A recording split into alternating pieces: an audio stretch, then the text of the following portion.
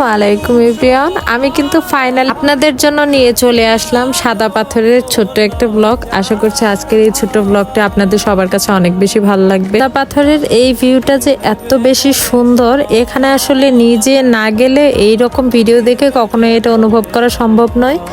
এখানে হচ্ছে যখন আপনারা সাদা পাথরের এই সাইডটাতে চলে আসবেন, কাছাকাছি আসার পরে পানির খুব সুন্দর একটা স্রোতের সাউন্ড পাওয়া যায়।